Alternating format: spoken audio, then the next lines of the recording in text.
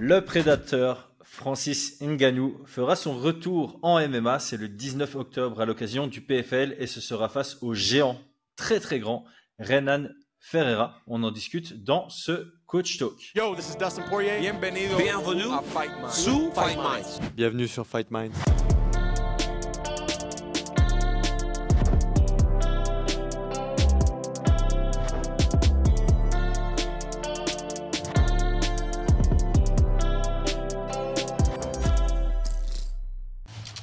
Paris sur le MMA avec Unibet. Quelle sera l'issue du combat? Une soumission? Un KO? Paris sur la prime numéro 1 avec Unibet. 100 € de bonus sur ton premier pari. Aldric, on le savait, Francis Ngannou allait faire ses retours en MMA, ça fait toujours plaisir quand même d'avoir la confirmation, et on savait aussi préalablement que ça allait être contre le vainqueur entre Renan Ferreira et Ryan Bader, un combat qui a été expéditif. Qu'est-ce que tu penses de l'annonce?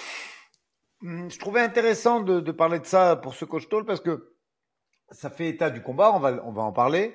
Moi, j'aurais rêvé d'un Bader Ngannou parce que Ryan Bader a toutes les qualités pugilistiques pour l'embêter.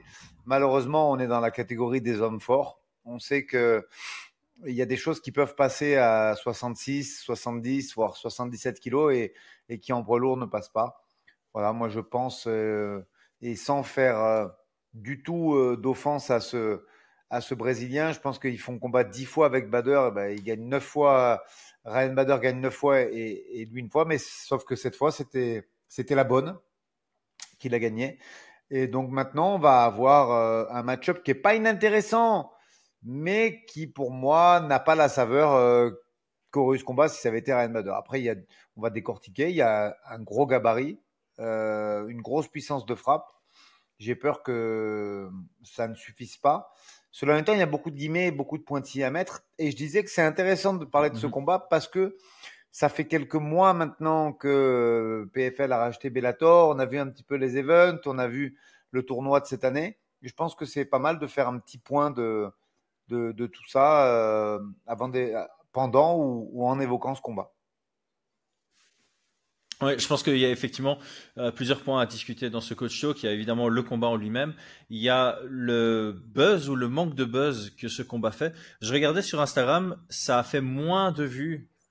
Donc le trailer de l'annonce de ce combat a fait moins de vues que la bête vidéo de Dana White qui annonce BSD Moicano et Allen Nassourdine comme main et co-main de l'UFC Paris, sachant que là aussi on était déjà tous au courant et c'est Dana White qui parle, quoi. C'est pas un trailer travaillé. Donc ça aussi il faut en parler. C'est Francis Ngannou, c'est genre le gros move du PFL.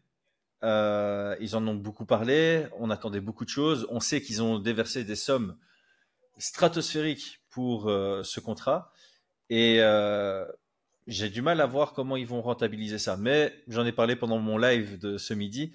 Le PFL n'a pas pour objectif de rentabiliser leur business. Le PFL a pour but d'être revendu à des investisseurs qui ne regardent pas à la rentabilité immédiate d'un projet. Donc ouais, le combat fait pas beaucoup de bruit. Non. Alors en fait, le combat fait pas de bruit, mais il faut placer quand même un contexte là-dessus. C'est-à-dire que le Francis Ngannou, c'est une grande star. Il a fait du cinéma. Là, je crois qu'il est à l'affiche d'une série Netflix aussi qui va bientôt sortir, qui se passerait à l'époque romaine, si j'ai bien compris les photos que j'ai vues leakées récemment. Mais après, il faut quand même on sait très bien qu'aujourd'hui, le MMA, c'est pas la boxe anglaise avec un seul combat. Tu ne fais pas de buzz. Avec un seul combat, tu ne fabriques pas une carte. Je veux dire, c'est entre nos cousins de la boxe et le MMA, c'est vraiment ça la grande différence. Il est extrêmement compliqué aujourd'hui de construire une carte avec un seul combat de MMA et on le sait. Et moi, je pense que le responsable du trailer, c'est aussi ça. C'est-à-dire que Francis a signé au PFL. Il a fait 2 combats en anglaise. Il y a du tout bon et il y a du pas bon. Hein. On l'a évoqué, toi et moi, lors de nos analyses. Et de ce fait, je pense pas du tout que ce soit sa défaite qui fasse arrêter quoi que ce soit. Je pense que moi, cette année, j'ai suivi comme les autres années le tournoi du PFL, mais ça manque un petit peu de. Pourtant, ils l'ont étoffé avec quelques signatures du Bellator, tout ça. Il y a une catégorie à 57 qui est beaucoup plus compétitive que ne l'était la catégorie de Kayla Harrison des 66 voire 70, qui n'avait aucune raison d'être. Il y a des choses en mieux et malgré tout, il y a un sentiment de lassitude qui est dû, à mon avis, au fait que le roadster n'est pas fameux, que ce soit en poids lourd, que ce soit à 77, que ce soit à peu près dans toutes les catégories représentées. Et je pense que ça, plus le fait qu'ils ont pris des gars du Bellator, ils les ont transférés, je pense qu'aujourd'hui, l'organisation n'a plus la hype qu'elle avait avant. Et que c'est Francis, s'il pense que Francis tout seul va redresser le truc, moi j'ai un énorme doute là-dessus. Moi, je pense qu'il y a des noms intéressants au PFL. Ngannou en fait partie. On sait que bon, ils ont signé Jake Paul. C'était aussi un peu dans l'objectif, je pense, du PFL Pay-Per-View Series. Je sais pas où ça en est.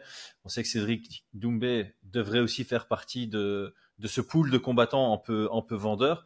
On a évidemment pas mal de recrues du Bellator qui ont un gros niveau. On en avait parlé. Eiji Maki en fait partie. Patchy Mix en fait partie. Le tournoi PFL 77 kilos est plutôt de très bon niveau. Mais il y a un manquement en communication aussi au sein du PFL. Ils n'arrivent pas à vendre leur événement et à motiver les gens à les suivre, tout simplement. Je pense qu'ils comptent un peu trop sur la valeur de nom de ceux qu'ils signent. Paul Hughes, Baki pour les noms un peu plus régionaux. Mais ils n'en font pas grand-chose. Quand tu as une entreprise et que tu as un très bon produit, mais que tu as un très mauvais marketing, bah, ça fait pas grand-chose. Et là, on peut pas dire qu'ils aient un très bon produit. Ils ont un bon produit, mais le marketing et la communication est vraiment déplorable. Donc, ouais, quelques personnes vont être motivées, mais il y a aussi cette frustration, je pense, qui rentre en jeu. Francis Ngannou, John Jones, Francis Ngannou, Thomas Pinal, Francis Ngannou, Alex Pereira, je vais chercher très loin. Ça sont des affiches que toute la planète voudrait regarder. Ça vendrait de dingue. Et ici, on se retrouve avec Francis Ngannou, Renan Ferreira, que personne connaît, si ce n'est ceux qui suivent un peu le PFL, ou moi qui l'ai commenté, j'ai commenté ces deux derniers combats, donc je le connais, mais au-delà de ça, c'est pas quelqu'un qui faisait beaucoup de vagues. Et puis ouais, tu dis, en MMA, c'est très difficile de construire une carte sur un seul combat, sauf si c'est McGregor. On a vu les places qui s'étaient survendues à des prix exorbitants, et après ça a été annulé. Ici, on a déjà notre co-main event, c'est Cyborg contre Pacheco. C'est mal parti. Moi, j'aime bien ce combat parce que Larissa Pacheco, elle a quand même été la seule à battre Kayla Harrison. Ouais. Mais après, non, mais tu as beau défendre le MMA féminin, c'est pas d'actu en plus. Je veux dire, aujourd'hui, tu as une Christiane Cyborg qui n'a pas combattu depuis un petit moment, qui s'est essayé à l'anglaise contre des rookies, qui est pas très présente dessus. Pareil, Pacheco, depuis qu'elle a battu Harrison, il ne s'est pas passé grand-chose.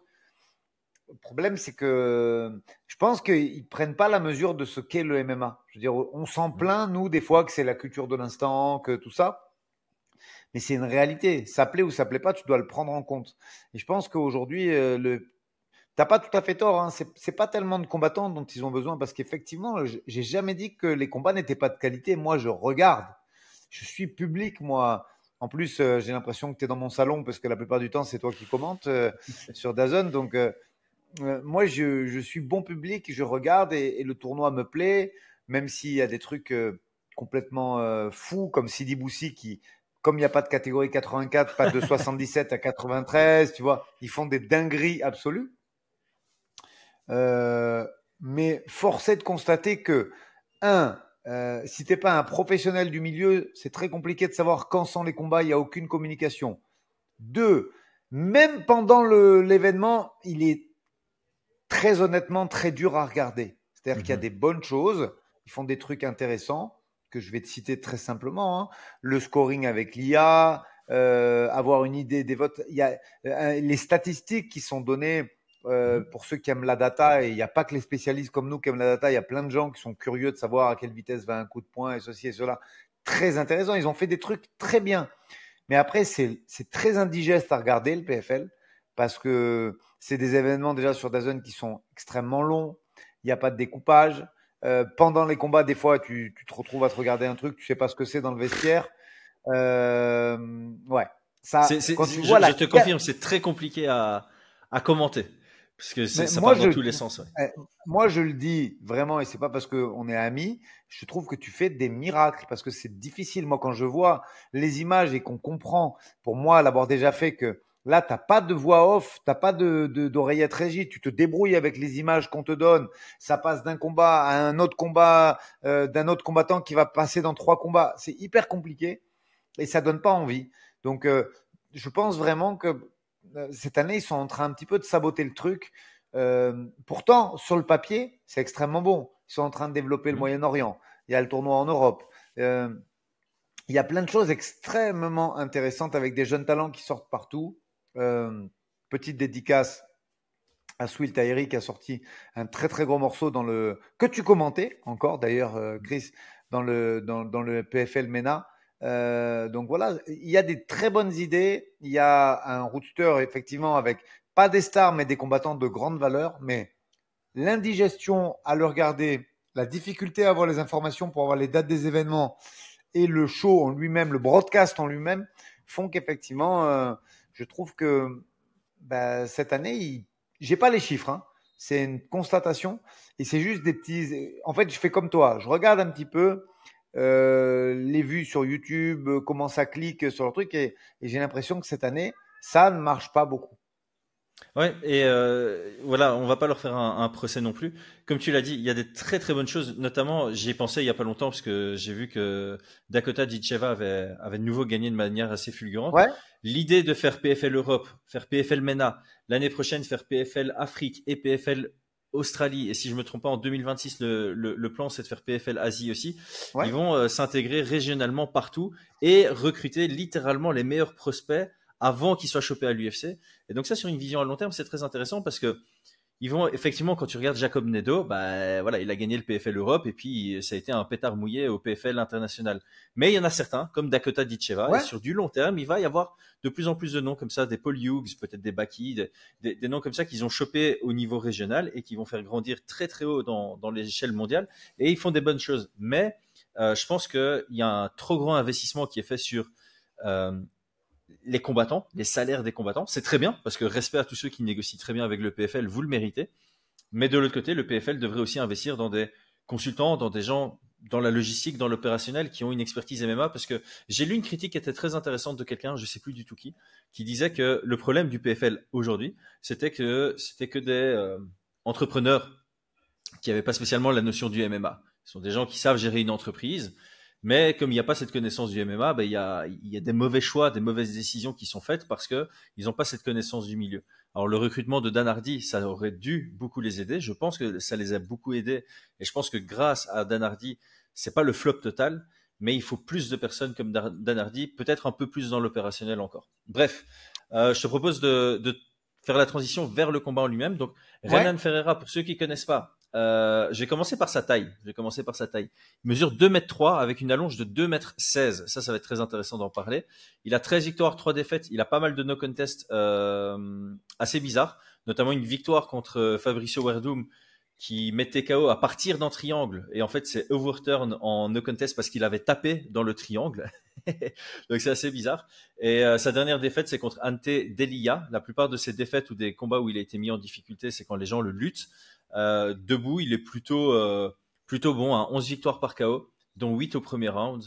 Et voilà, comment je le décrirais, moi, c'est quelqu'un qui est capable de gérer sa taille, de travailler à distance. Il a un bras arrière magique. Magique, c'est peut-être pas le bon mot, mais comment je vais dire ça? D'un côté, tu vois qu'il éteint des lumières avec des frappes qui devraient pas éteindre des lumières. Il a genre, la death touch. Mais de l'autre côté, c'est aussi contre une adversité très faible. Donc, est-ce que c'est des gens qui tombent plus facilement sur des coups? Je sais pas trop, mais voilà, tu vois certains combats où ils touchent à peine et ça tombe. Après, oui, il y a dans le tas, il y a Stuart Austin, hein, je pense qu'il y a un light heavyweight. Il y a Maurice Green qui est passé par l'UFC. Stuart Austin, Stuart Vas-y. Austin, il a battu Sofiane Boukissou, mais sur un combat, tu te rends pas trop compte. Mais moi, je l'ai eu à la salle pendant une semaine après, quand même. Mhm. C'est pas mauvais, hein, c'est solide hein, quand même. Tu vois, même si Ouais, c'est on pas parle mauvais, mais pas c'est du light sommet heavyweight, on est mondial, d'accord, hein. c'est un ancien light heavyweight qui était effectivement costaud pour un poids lourd, mais qui a rien à voir avec les gros gabarits. Je suis d'accord avec toi. Ouais, donc là, quand il a encaissé la frappe de Renan, il tombe vite, et je pense que c'est parce qu'il n'avait pas cette habitude des gros punchers. Et puis Ryan Bader, il tombe très vite aussi. Ryan Bader a toujours détesté les gros punchers. Il se fait éteindre par euh, Glover Teixeira, il se fait éteindre par Rumble en plongeant dans ses jambes. Voilà, d'un point de vue style, c'était aussi un match qui, je vais pas dire favorisait, parce que comme tu le disais, j'étais d'accord avec toi, Bader était favori dans ce combat.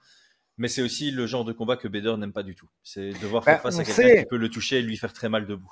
on sait aujourd'hui que des gens comme Bader et comme Arlovski, ça n'a pas de menton. C'est comme ça. Je prends ces exemples parce que c'est ceux qui me viennent le plus aisément. Rapidement, ouais. On sait que ces mecs-là, quand tu touches, si ça cadre, ça tombe. Et effectivement, ça n'a pas loupé. Mais j'aime bien ton comparatif. Et si tu veux aller plus loin, on a, j'exagère un petit peu, mais c'est pour que les gens se rendent compte, on a un petit peu l'ancien Francis, même si moi je pense que même l'ancien Francis était beaucoup plus fort que ne l'est le Brésilien aujourd'hui. Quand je dis l'ancien, c'est voilà le Francis qu'on a pu voir contre le premier combat de ses premiers combats à l'UFC en fait où il rentrait sans trop de préparation, ou le combat contre Rosenstruck où il est rentré comme c'était une bagarre un peu de saloon.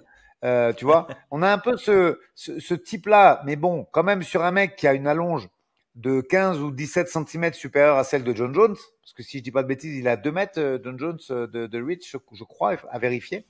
Donc, Ouais, à vérifier. on a quand même un gars qui est extrêmement volumineux et qui a des qualités pugilistiques évidentes de par sa puissance. Ça, c'est en un. Mais attention, il y a quand même une problématique, je trouve, parce que Francis, on sait qu'il a fait une reconversion et on l'a jugé. Oui, il n'est pas arrivé au niveau d'un Anthony Joshua, mais je trouve qu'il a fait un très gros travail technique sur l'anglaise et il y avait des qualités évidentes de boxe anglaise lors de son affrontement et contre Fury, puisqu'à l'époque, même si je salue le travail de notre équipe de Fight Mind Box qui fait un super boulot, on les faisait toi et moi, ces études de boxe anglaise, et on avait mis en avant effectivement le fait qu'il y avait un très gros travail technique qui a été fait sur son jab, sur sa garde, sur ses mouvements et tout ce qui va avec. Donc là maintenant il y a quand même plusieurs inconnus. On sait que Francis a passé un événement extrêmement tragique depuis quelques semaines. Donc quid de son entraînement? Et on sait également qu'il a fait un très gros travail sur un an et demi sur la boxe anglaise pour être prêt lors de ses grands rendez-vous, Tyson Fury et Anthony Joshua. Et là, le problème, c'est qu'il a tout. C'est-à-dire que tu peux pas te reposer sur le travail que tu as fait. Tu prends un mec qui vient plutôt de l'anglaise, tu dis, bah voilà, c'est un travail de transition vers les petits gants. Et voilà. Mais là, tout ce qu'il a mis en place avec des boxeurs qui étaient extrêmement techniques et riches au niveau de la qualité pugilistique des coups, que ce soit Anthony Joshua ou Fury, ben là, il n'y a pas. C'est-à-dire que le mec, comme tu l'as dit, il frappe n'importe comment et en plus, ça tombe.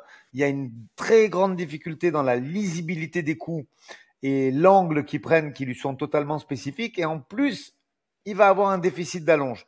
Donc, il y a clairement débat. Et on peut dire que ce combat de reprise peut être un piège, effectivement. Ouais, alors, on va être précis que John Jones, il a une allonge de 2,15 m quand même. Je m'y attendais pas. Il Ah, je mesure pensais que c'était 2 mètres, je sais pas 1,94 m. pourquoi. Ouais, 2,15 m d'allonge, c'est énorme par rapport à sa taille. Ferreira, c'est 2,16 m d'allonge, donc c'est un peu Il a plus plus grand que John que Jones quand Jones. même, tu vois. Mais je me suis pas Et, trompé, ouais, mais je pensais qu'il y avait c'est ça. plus. Et il est plus grand en plus, donc 2,3 m, on sait, hein, l'allonge, ça joue aussi sur la taille. Tu peux avoir enfin, quand tu es plus grand, il faut aller te chercher plus loin. Donc ta taille peut accentuer ton allonge. J'ai plutôt le mettre comme ça. Pour Francis Ngannou, juste comme ça, on est en comparatif. 1,93 m, donc il y aura 10 cm d'écart en termes de taille. 2,11 m d'allonge, donc on a une belle allonge, mais il y aura 5 cm à l'avantage de Renan Ferreira. Et comme on l'a dit, il est vraiment capable d'aller toucher en bout de course. Et souvent, toucher en bout de course pour Renan Ferreira avec son bras arrière, c'est suffisant pour mettre en difficulté, voire éteindre. Et même au sol, parce que franchement, j'ai été impressionné par ce début de TKO en étant pris en triangle. J'avais jamais vu ça. Il utilise très très bien ça. Donc, il y a ce côté intéressant.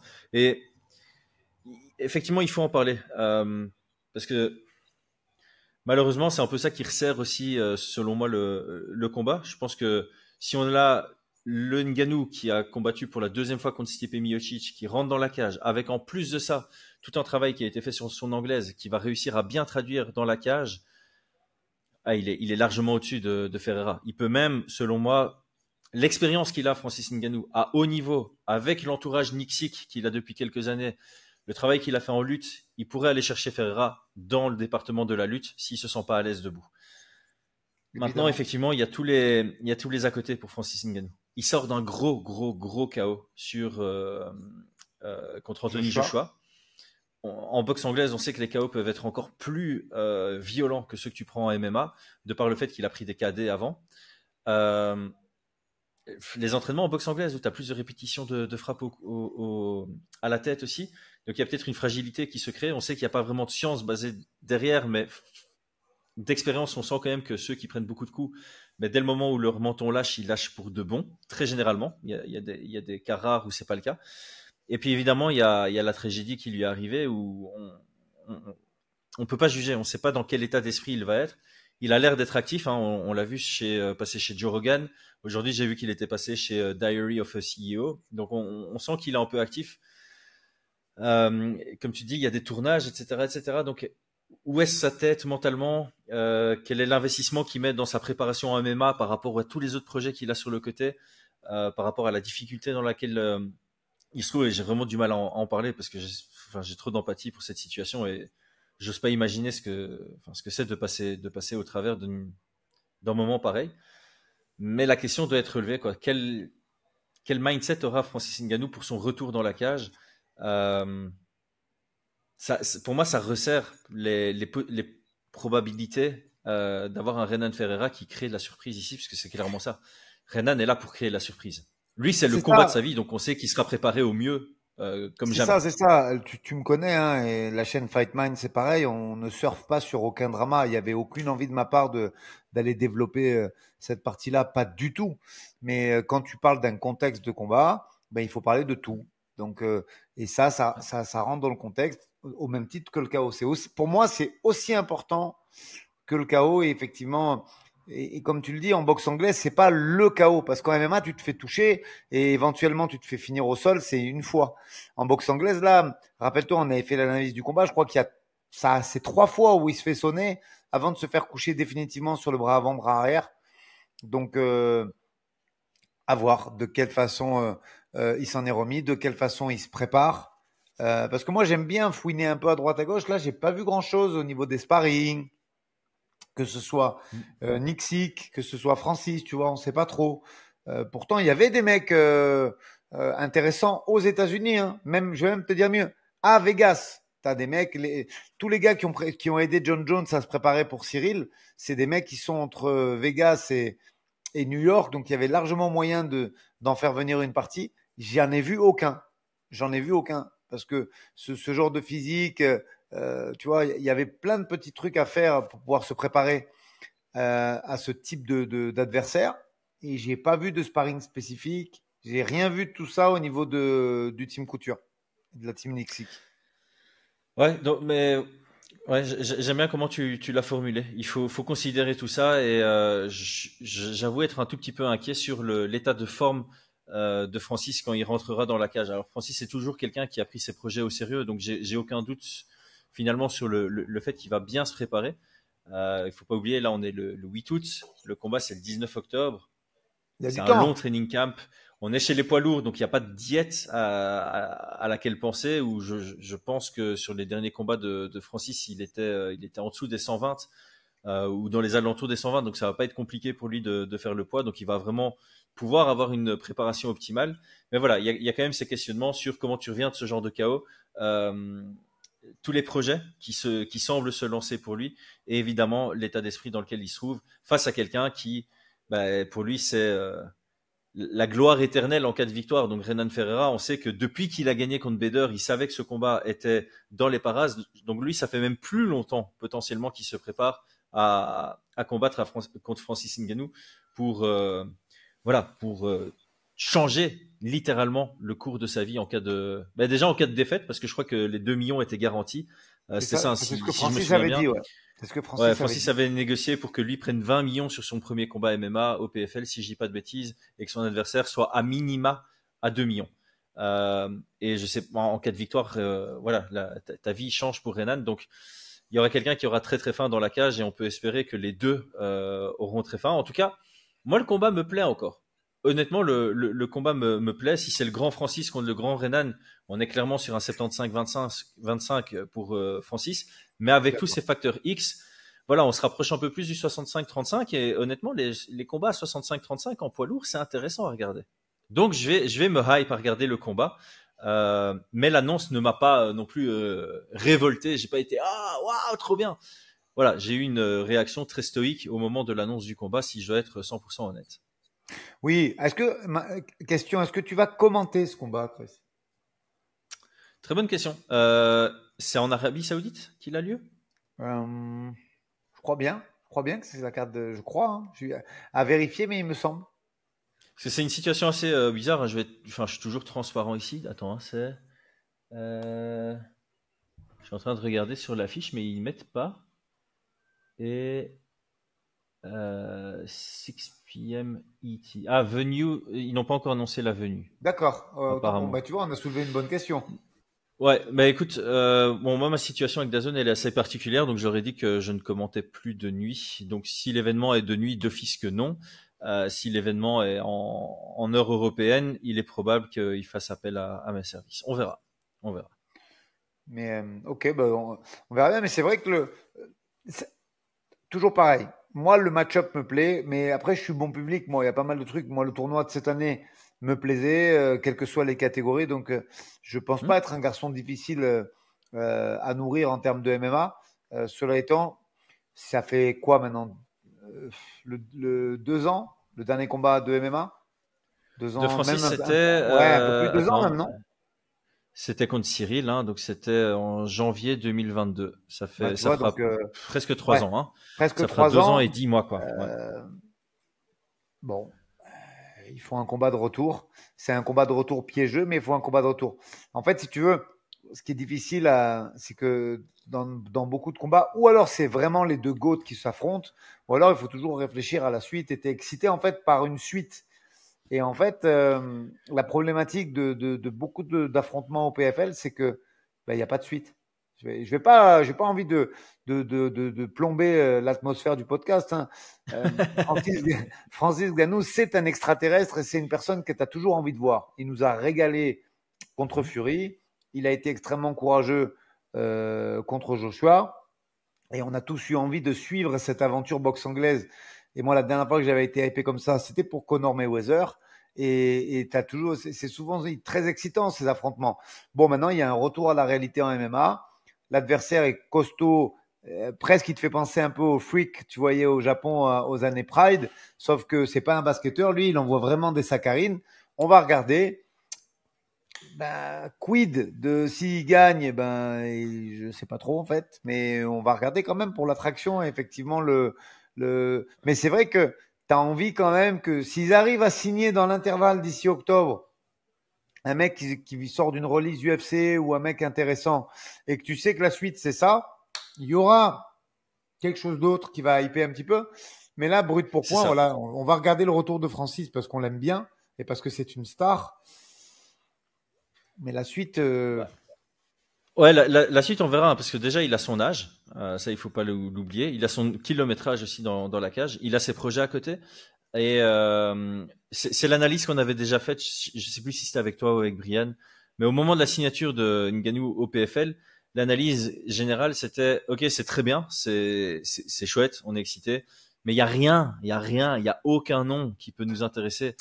Tout le monde disait, le meilleur nom que tu puisses prendre, c'est le vainqueur du tournoi PFL poids lourd, donc Renan Ferreira, qui en plus de ça a gagné contre Ryan Bader derrière après la fusion PFL Bellator. Donc c'est le nom qui était le plus vendable, vraiment. Ça c'est la réalité. C'est parmi les potentiels adversaires qui étaient disponibles et éligibles, c'est le meilleur choix. Ça, franchement, Renan Ferreira, je trouve personne d'autre qui ferait meilleur nom que ça, ou bien il faut aller chercher, je sais pas moi, Rico Verhoeven qui fait un transfert vers le MMA et qui vient pour ce combat-là. Alors oui, peut-être que ce serait encore mieux.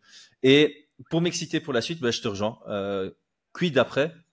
Le seul truc qui pourrait m'intéresser, parce que Dana White en a parlé, si je me dis pas de bêtises dans une interview, qu'il serait pas fermé à un cross promotion s'il y a Turquie qui est dans les parages parce que ça allonge les billets. Et dans ce cas-là, bah oui, comme je disais, un Francis Ngannou contre un Tom Aspinall ou contre un John Jones, évidemment, ça c'est quelque chose qu'on veut voir. Ou bien, comme tu l'as dit, quelqu'un auquel on pense pas, qui saute de l'UFC. Exemple, Pavlovich. Voilà, Pavlovich est sur 2 défaites consécutives. On sait pas, son contrat est pas renouvelé, il saute de l'UFC. Bah voilà, Pavlovich contre Ngannou. Pourquoi pas encore? Ça pourrait vendre, ça pourrait me hype. Ouais, et de tête, il y avait le poulain de Fedor aussi au Bellator, qui est léger, hein, qui est pas très très lourd, mais qui fait 105 kilos. J'ai plus le nom en tête, mais Ouais, tu me poses une colle là. En plus, j'ai commenté ces combats. oui, mais Encore une fois, il est pas mal, mais voilà, c'est comme Renan Ferreira en fait. C'est une bonne option parmi celles qui sont c'est disponibles, ça, mais ça va pas me transcender pour autant comme un Jones ou un Espinal. évidemment, Ça c'est vraiment évidemment. le top du top. Ok, Aldric, merci. Tout le monde, merci. Pensez à vous abonner. À très bientôt. Ciao, ciao. Salut à tous.